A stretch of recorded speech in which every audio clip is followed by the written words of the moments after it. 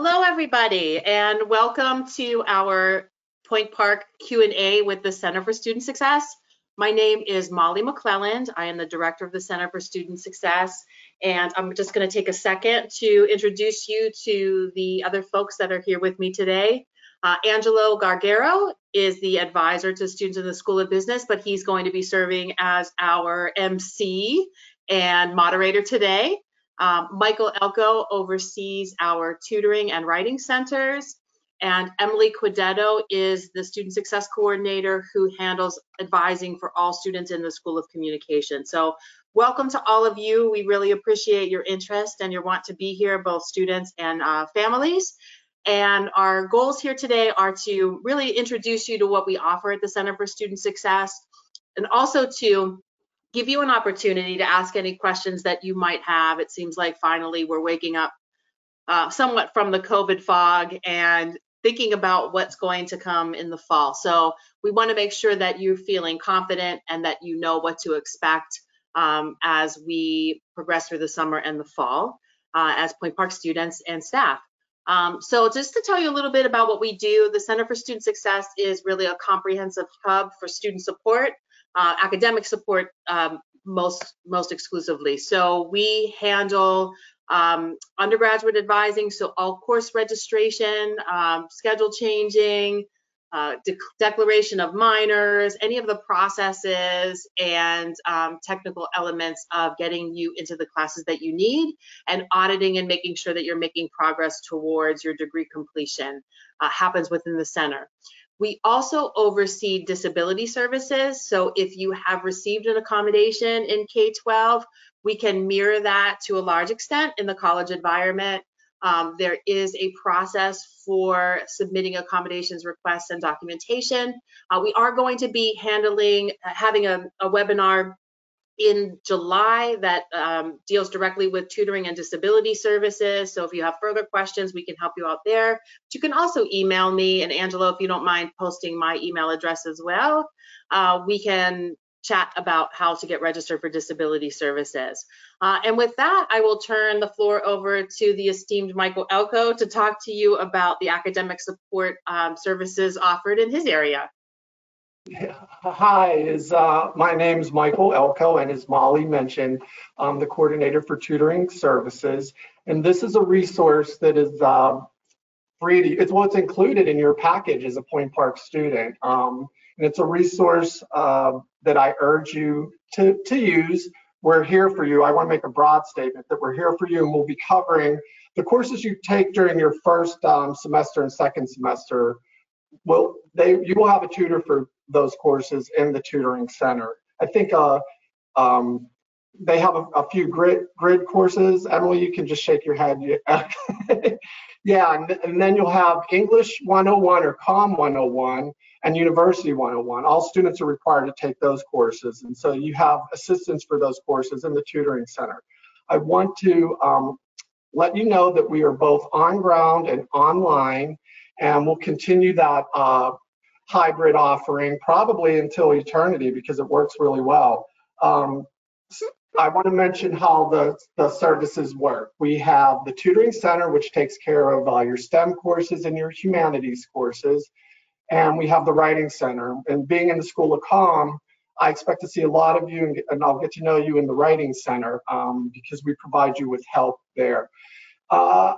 Angelo probably threw up the link to our online scheduling program, so you can get an idea of that. We'll go into that a little more deeply in the July webinar that deals with tutoring services and disability services that Molly mentioned.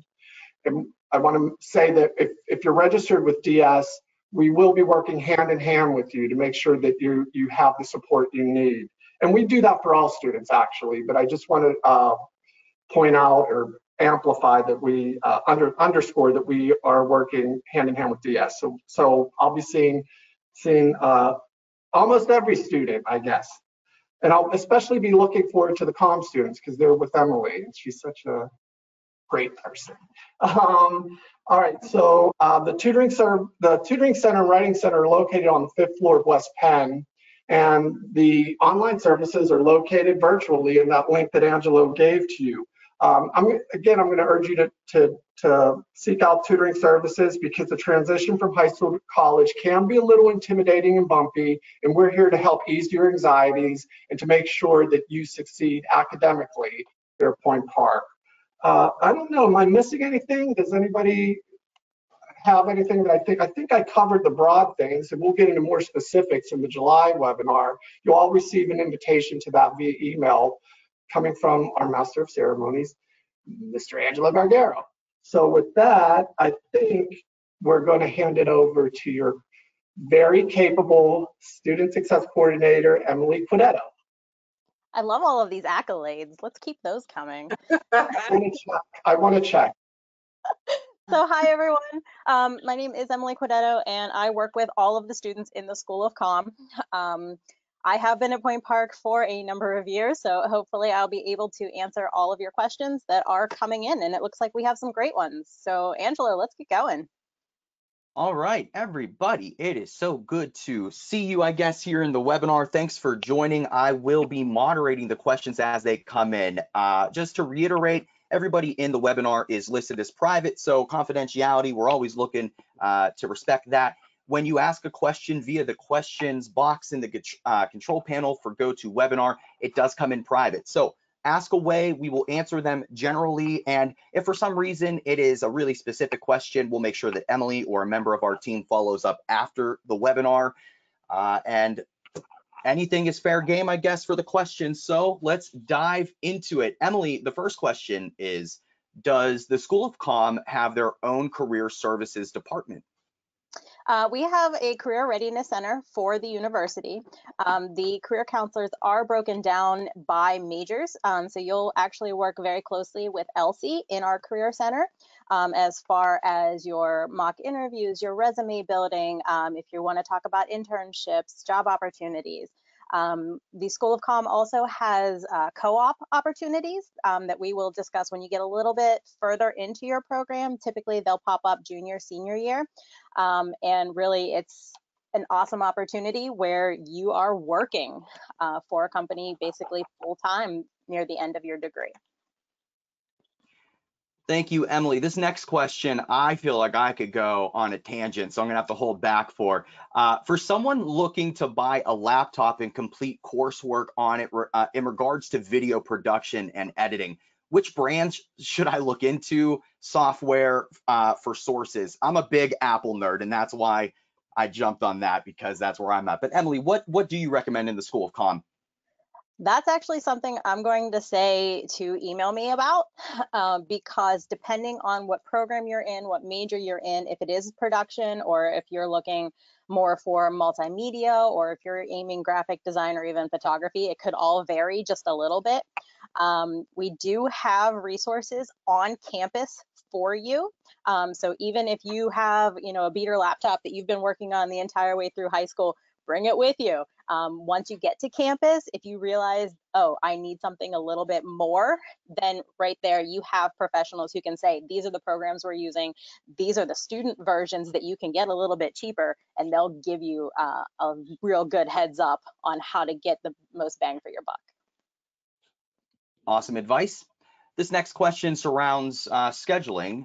How do we know which classes we have on what days on our schedule? Okay, so if you are a freshman coming in to Point Park, I created your first semester schedule. You will receive an email from me if you have not done so already with information on how to access that schedule. The thing to note whenever you're looking at that schedule, TH, as far as days of the week, is both Tuesday and Thursday. So it's not just Thursday, please go to class on Tuesday. If you ever see H by itself, then it's only Thursday. Whenever you get your schedule, those courses are part of a sequence that was developed by the faculty to ensure that you are meeting prerequisites for courses that you're going to get into in future semester. And it's a design that has been laid out in a 4-year, 8-semester pattern. So again, we can say that, yes, you're going to meet all the prerequisites, you're going to be able to get into these classes, and you're going to be able to graduate. So if you do have questions about your specific schedule, once you receive those courses, absolutely feel free to hit reply to that email and get right back to me. If you are a transfer student coming in, things are a little bit more tricky because we have to see how your courses apply to our program. But we can work one-on-one there. Either I can make course recommendations or I can create a schedule for you as well. It's completely up to you. Awesome. Thank you very much, Emily, on that. And I will here in a moment post the link to Point Web, which is the student portal where you can access a lot of information, including your schedule and things like that.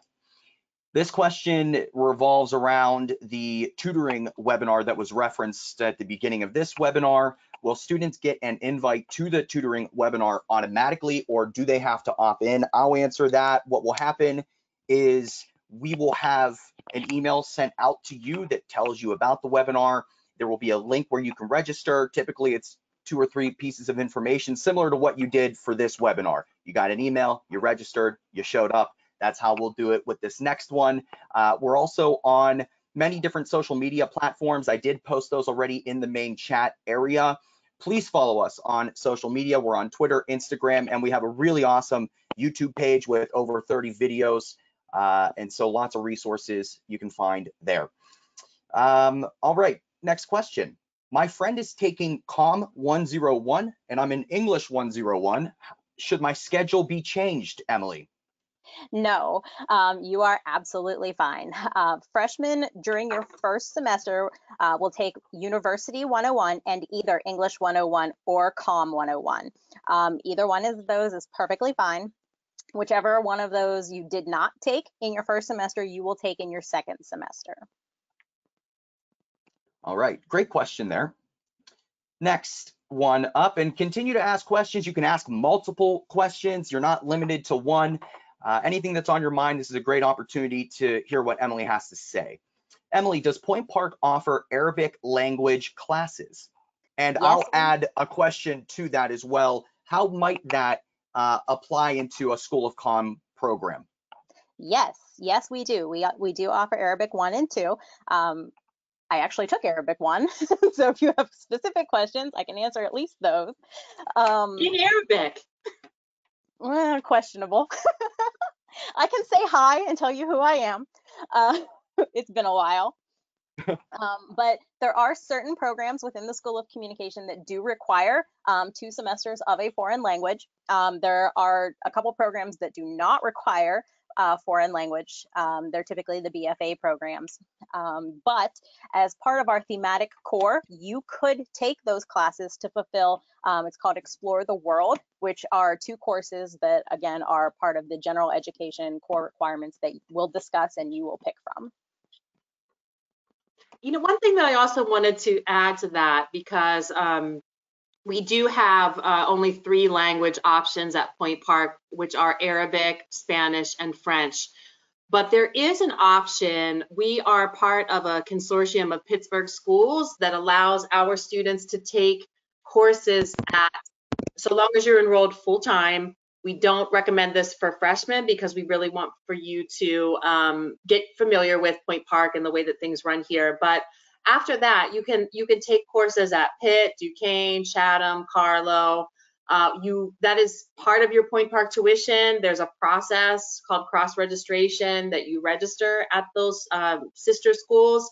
And it's not an additional fee or anything like that. In that case, the actual grade that you receive at one of those other institutions will come back in as a grade on your Point Park transcript. So many students explore that option for languages. We've had students that have taken Korean, Italian, German, sign language.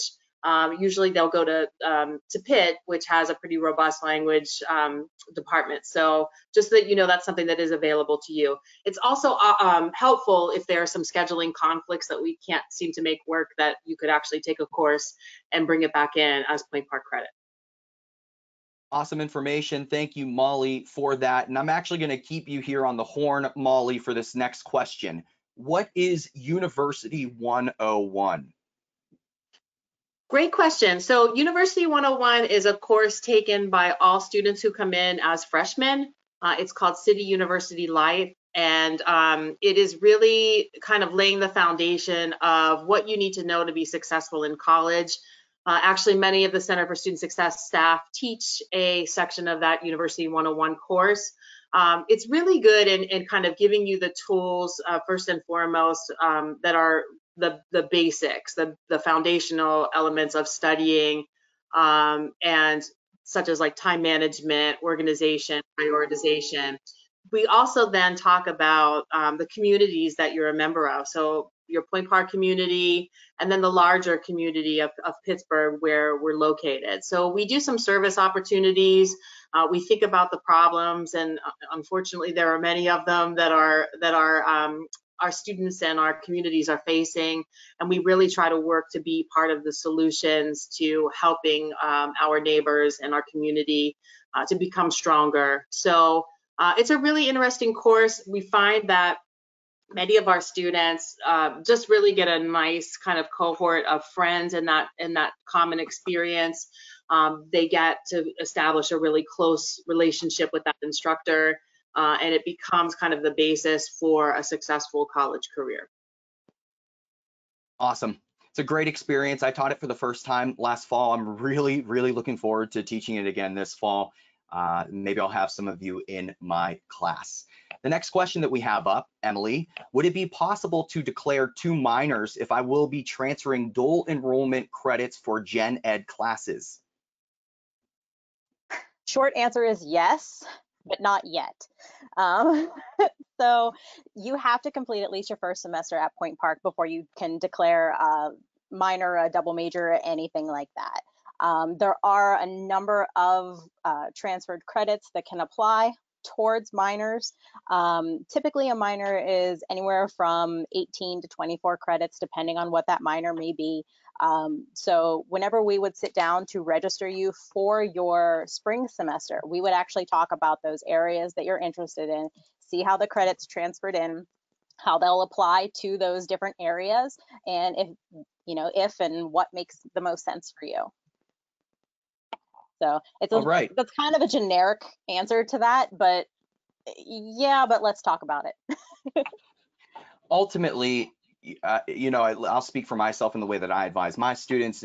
Having open communication, I don't know if I need to say that for the School of Comm students, but having open communication with the Center for Student Success, with your success coordinator, honestly is just the best approach. We never want you to shy away from asking any question or stopping in and seeing us when we're back on campus. So please always communicate so we can lead you in the right direction.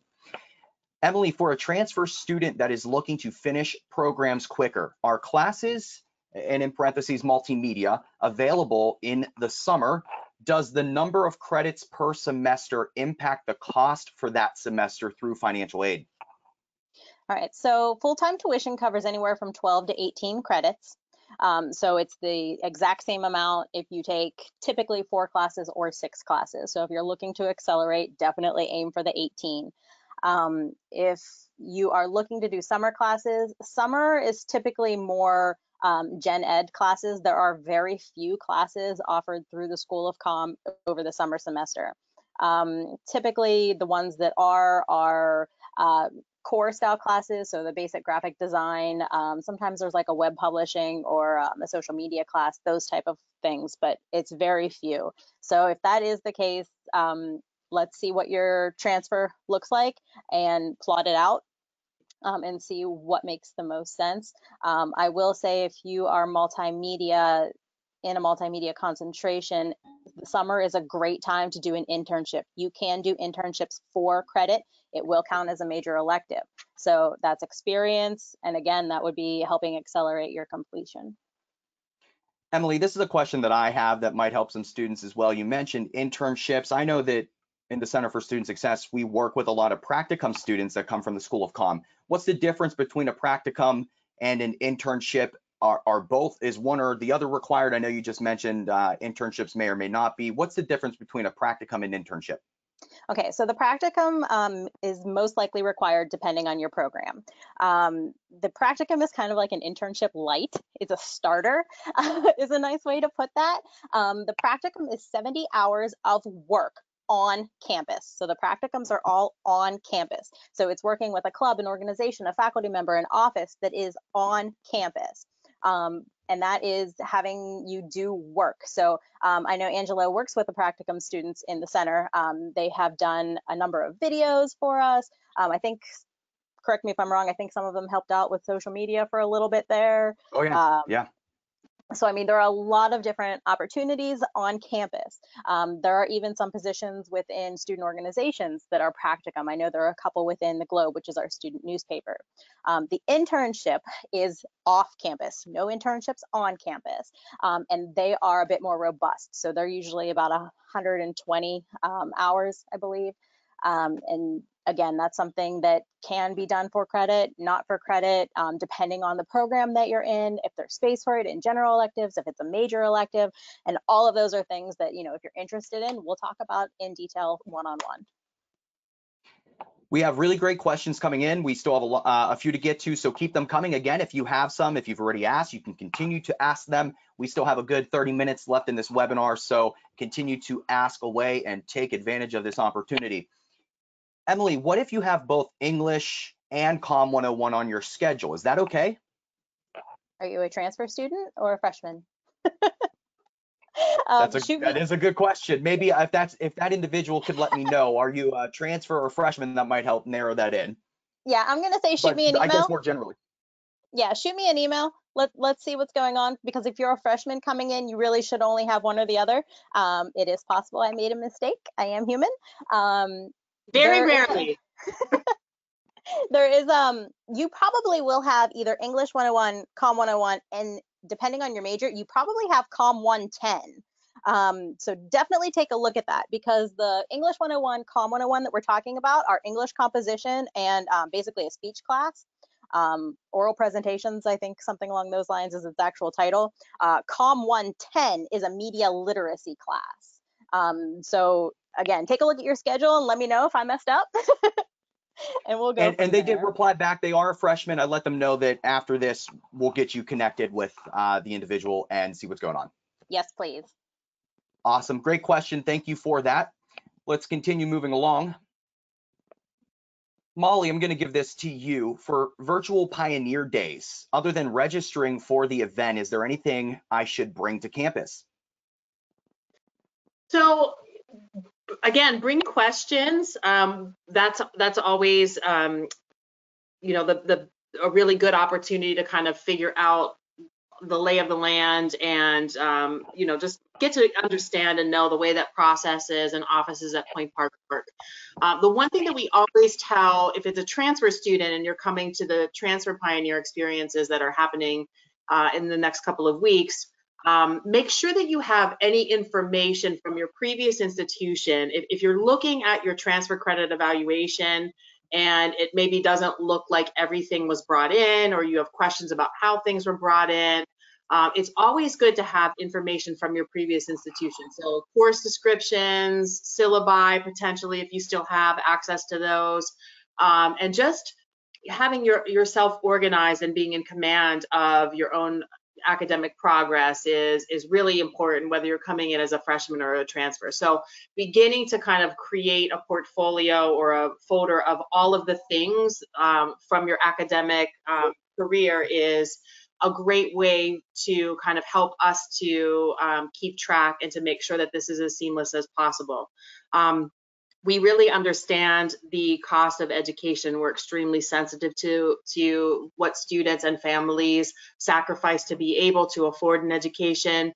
42% of our students are considered low income, so we are very much allies and advocates that help our students to find the quickest path to graduation. So we don't want you taking credits or not getting credit for any of the hard work that you've done. It's both a waste of money and time.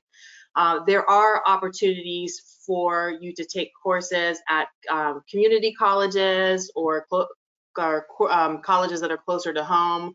Some of our students have a parent that might work at an institution. So we do welcome those credits. There is a process and a form.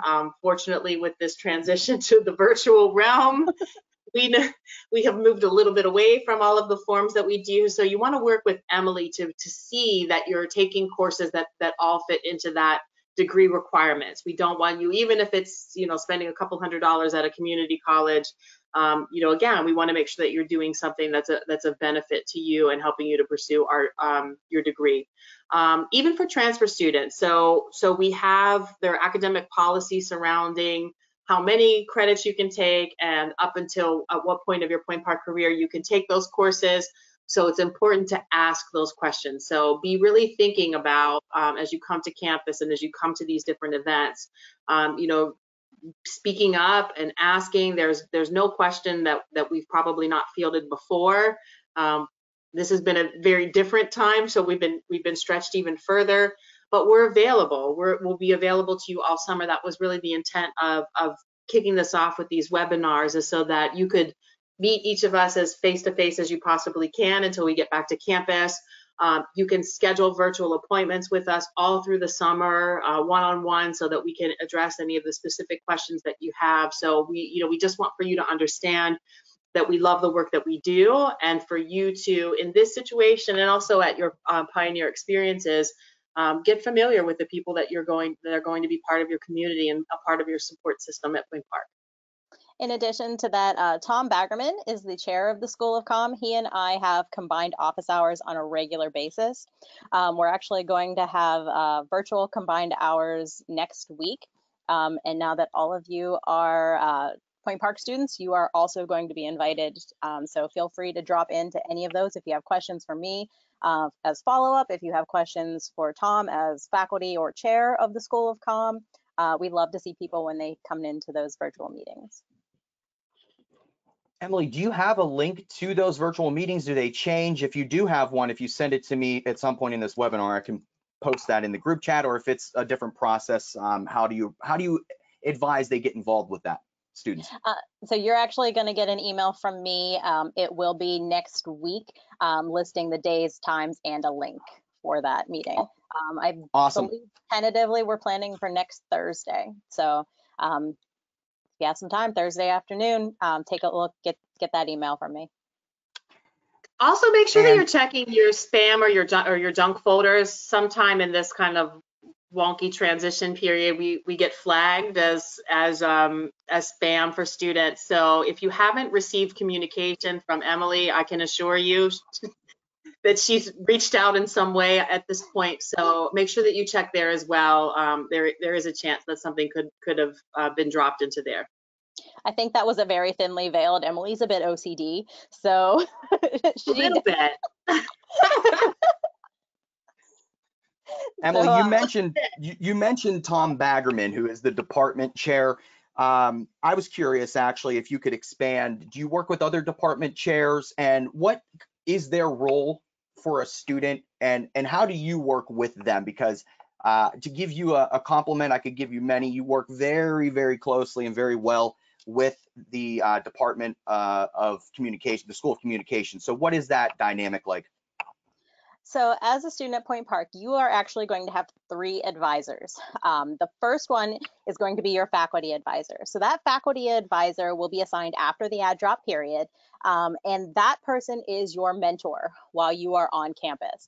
That person has worked professionally in the field. They know the ins and outs of the profession. They know what you want to get into and how to get you there. So you want to get your face in front of that person as often as humanly possible, because when opportunities pop up for things like internships, they're going to be like, oh, yes, I know Mark would be awesome for this because I've seen him in class. I meet with him on a regular basis. He has all of the skills. I'm going to recommend him. There are a number of faculty advisors, depending again on your program.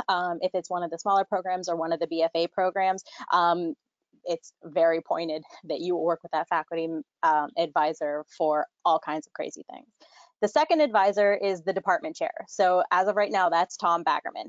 And Tom is kind of the pinch hitter. So if you can't get a hold of your faculty advisor, you need something in a hurry, he's typically the one that can just, yeah, okay, here you go. He may also be the one that needs to sign off on a lot of forms. So if you are a multimedia student, but then you realize, no, I want to be in broadcast production, he'll sign the change of major forms, things along those lines. So typically he's a stop signature to make sure everything's going right. And then I'm your third advisor, and I kind of call myself your helicopter mom while you're here. So any parents who are out there listening, I got it. So I'm the one that is making sure all of the I's are dotted, the T's are crossed. You're scheduled for the correct classes to get through the program. I'm the one that you talk to whenever you don't know who to talk to. The one checking up on you, being like, hey, I noticed you weren't in class for the last 2 days. What's going on? All of those type of things. So you are very well supported while you're here. And again, Tom and I have those combined hours. So if there is something that you don't know, if you need to talk to faculty about, you need to talk to me about, you can just hit us both at the same time. Awesome. It's a really cool dynamic, and I know a lot of other departments have actually, including the School of Business and me, have copied off of your approach. So everybody in the School of Comm should be super excited to work with that great team of individuals. Emily, can I take theater courses in the school, pursuing a degree in the School of Comm? There are a couple classes that are theater for non-major, and they do fall within our core. As far as other theater classes, the answer is no. You must be artistically accepted into the conservatory. There we go. All right. Next question, Emily. Under the course instructors tab for my class schedule, it says staff J and C under a couple of my classes. What does that mean? It just means that a faculty member has not yet been assigned. So it's typically it'll probably be an adjunct faculty member that'll be teaching. So that's really a benefit for you as well, because that's somebody who is still working, has current contacts, and is great to start your networking. All right, and I just want to take a moment here to encourage everybody to keep asking questions. We're getting through a lot of these. We have a few more still on the docket, so keep them coming. Just as a reminder, when we do conclude the webinar, and we still have around 20 minutes left, so don't go anywhere just yet. But when you do exit, there will be a survey with 3 questions. Please take a quick moment to fill that out. It will help us facilitate these better in the future, and also give you an opportunity to request any kind of follow-up, any other questions that you may have from this session or outside of that. Emily, next up, when it comes to scheduling classes for the winter semester, when is the best time to speak to an advisor for registering the classes? I'm just going to ask for a clarification on the winter semester, if you truly mean like in between the fall and spring semesters, or if you're referencing the fall semester, if you want to give me a follow-up. But Emily, do you have anything to say to that? You're going to get a ton of emails. So the big thing again is make sure you're checking your Point Park email. Please read anything that comes from me. Don't just skim it or ignore it. Please read anything that comes from me, because it's probably going to either be, hey, I need to know some information from you, or it's going to be about registration. Those are the big things that I'm going to email you about. But you will get an email from me, and it will include all kinds of information about how to register for classes, what classes you need to be registering for next semester. I'll provide you a copy of that sequence. I'll provide you a copy of your degree requirements, and make sure that everything is laid out. In that email, there'll also be a list of all of the times that Tom and I are sharing office hours during registration. Typically, we'll have, oh my goodness, at least 6 to 8 hours each week of combined times. In that email, there'll also be a link on how you can schedule a one-on-one appointment with me if there are any issues, if there's concerns, if you want to talk about those minors. But typically, that'll be October, November, if we're talking about the spring semester. And the student did provide clarification. They were referencing the spring semester. So there we go. All right, here's a really good question. We had a similar question in a previous webinar earlier this week. Should I buy my textbooks now? I feel like all of us in the Center for Student Success are pretty much on the same page with this, but Emily, I'll let you go ahead and give the advice you provide to your students. I usually say it's a personal decision. if I was going to class, I would not have my books the first day. I would go into class, I would take a look at the syllabus, I would hear what the instructor has to say. There are a number of faculty members who 100% use the book, but there are some that say, I'm not going to use the book, we're going to use supplemental materials. And if you are going to buy your books after that, there is the bookstore on campus. You do have the option to rent textbooks. There are textbooks on reserve in the University Center in our library. And I mean, Amazon Prime, you can get your textbooks if you order them online, the next day. So, but it is up to you. We do understand that a lot of freshmen coming in, you want to be well prepared going into your classes that first day. So if you do purchase your textbooks on campus, you do have a window where you can return them. So it's a personal decision if you want to buy them ahead of time or if you do want to wait. Awesome Anybody advice. else want to chime in? I usually give the very similar advice. At the end of the day, I think that the syllabus is going to show you it's going to err on the side of everything that you could possibly need in the class. But I know that at times there are resources that instructors provide up front. They use digital resources at times. So if you could save a few bucks on a textbook or whatever it may be, I always advise either contact the instructor ahead of time. If the instructor is listed on your schedule, email them, introduce yourself, get a jump start on some of that. You can ask the question ahead of time, or you can wait until the first day and go from there. Anybody else have any input on that? Yeah, so a lot of our faculty now, especially after having to transition to online instruction for the end of the spring semester, many of our faculty and departments are really thinking in their course design about using OERs, open educational resources that are free, and there are millions of them, and the ranks are growing more and more of individuals who are leaning on those types of resources, again, understanding that for many students, the additional costs of textbooks, parking, a bus pass, whatever it is, all add up. So we have more faculty that are using the OERs. We also, through the library, there are a number of books that are put on reserve. There are opportunities for you then to scan those materials if you are on campus face-to-face, which is the intent for us this fall. You can scan those materials and then read them via your laptop or tablet or computer at home. So there are kind of these tricks and workarounds to help to minimize the cost of those very expensive resources. So I always say wait. One of the tricks that I've used is to buy older editions of text. So unless it's something that the technology or the field is changing rapidly, if it's a humanities book, if it's some sort of literature book, that stuff has never changed.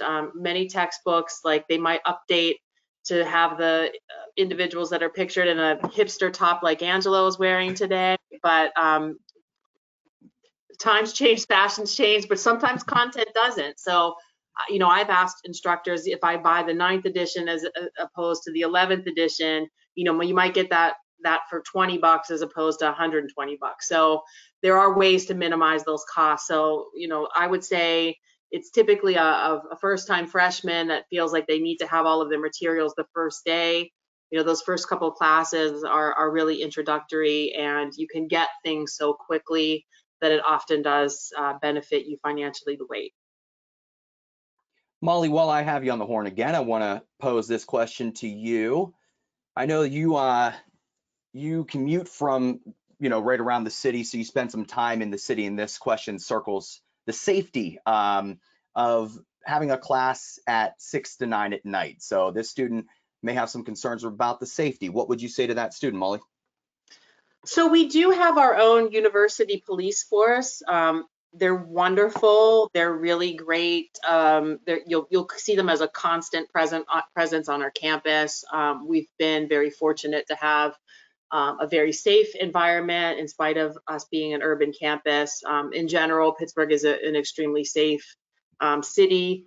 And and I always say, you know, I grew up in the suburbs of Pittsburgh and went to school in Philadelphia.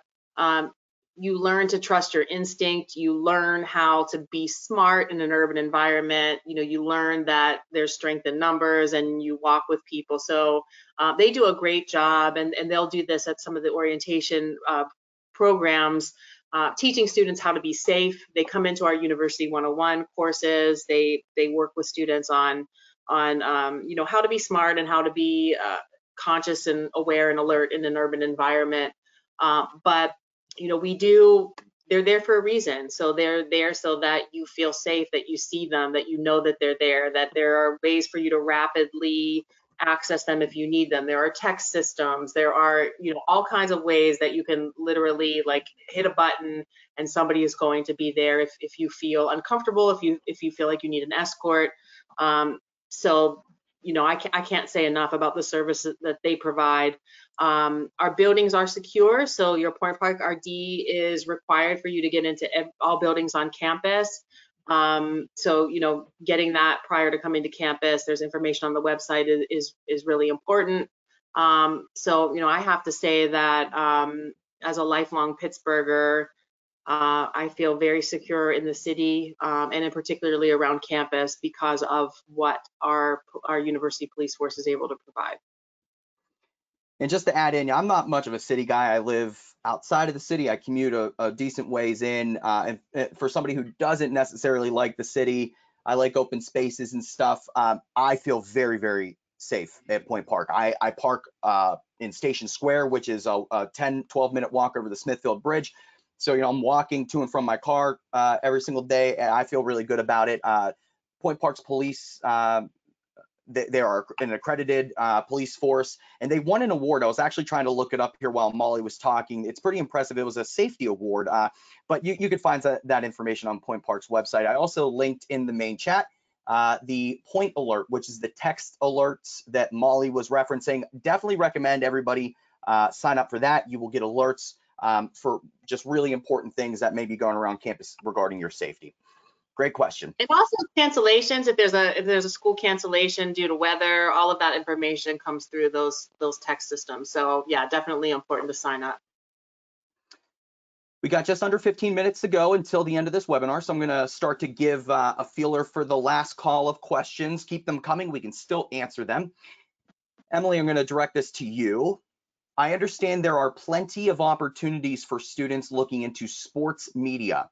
I was interested in this and also working with personal vlogs and at-home setups. Who's the best source of information on campus for this? Angelo. Angelo Gargaro.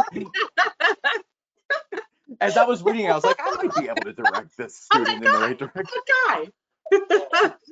Yeah, absolutely, Angelo. No, I would actually say you will have the opportunity, if you're interested in sports media, to actually get into a class specifically for it, taught by, if you're local Pittsburgh, some of our local Pittsburgh sportscasters.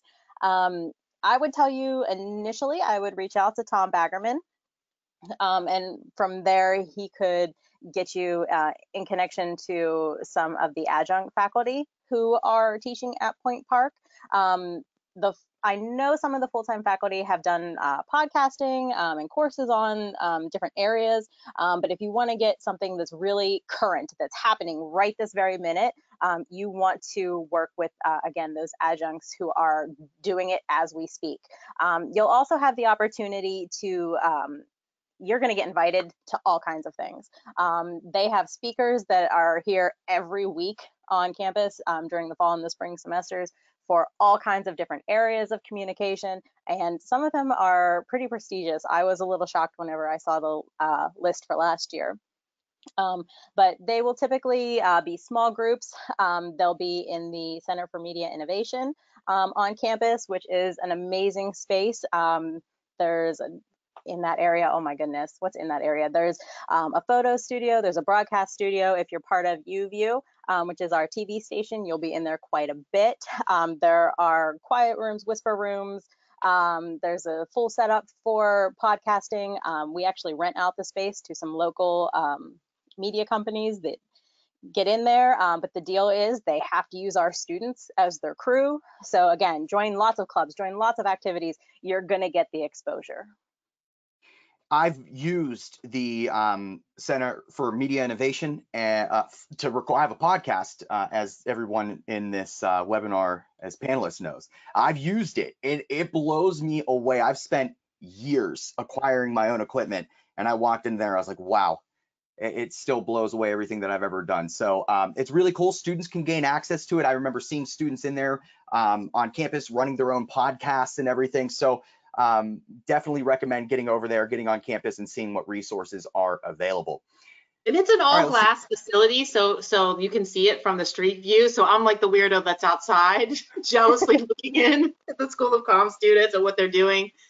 So just a really just an interactive space. There's a ticker tape that has all of the and televisions that show all of the broadcasts that are currently going on, and just a really remarkable opportunity and space for our students. I'm always jealous and trying to get an invite. And hey, my recommendation to this student or anybody would be to network and just ask. I mean, if you see somebody in the radio studio, the podcast studio, and you just want to sit in and see what they're doing, ask them. I'm in there recording podcasts. I've had students that I advise, that I've taught in class, and just random students literally knock on the glass that Molly creeps in on and come on in and hang out and see what we do. So really cool space. Can't wait for everybody to see it when we're on campus here in a few short weeks. It's creeping up. All right, let's get a few more questions in before we say goodbye.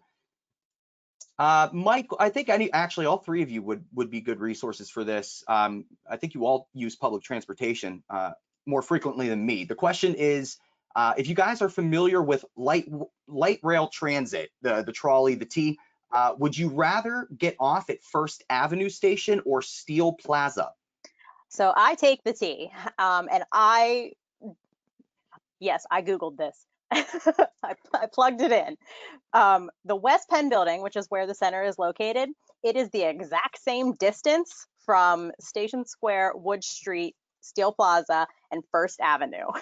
So if you're going to Academic Hall or Lawrence Hall, the Center for Media Innovation, I would say either Wood Street or Gateway. I'm partial to Gateway. If you're going to West Penn, I would say either, if it's a nice day, Station Square and walk the bridge, or First Avenue. All right, I'm going to give a last call right now for any final questions. We still have, it looks like everybody's still in the webinar. So thank you for being here this entire time and giving us really great questions to respond to. So any last questions, now is your chance. Again, when you exit the webinar, you will see a survey. There is a form in there. I'm struggling here at the end of this now to speak. There's an area where you can ask any final questions and we can follow up with you one-on-one after. All right, so let's get this last one out of the way here. Can I be an athlete and still be a successful student, Emily? Absolutely. Absolutely. We do our best to work around your practice schedules, your game schedules, all of those type of things. I mean, there are certain classes that are only offered at certain times, so we do need to make a little bit of a compromise there and make sure things work. But depending on what major you are, you're averaging about 15 credits a semester. If you want to get ahead of the game, we'll talk about some summer classes, those type of things. But yeah, absolutely, we can 100% make it work. We've had some incredibly successful athletes in the School of Communication. Absolutely. I have a lot of respect for student athletes. They're juggling a lot. They also have to represent the university and the community in a lot of different ways. So lots of success stories coming out of that. So with about 5 minutes to go, I want to give everybody the chance to kind of say goodbye and any final words. So the woman of the hour, Emily, let's kick off with you. What are your final words? So hey, everybody, thanks for coming. If you do have any questions, any concerns, any worries, absolutely contact me. I am available. Right now, we are all still remote, so email is a great way to get in contact with me. I believe Angelo did put my email address in the chat there.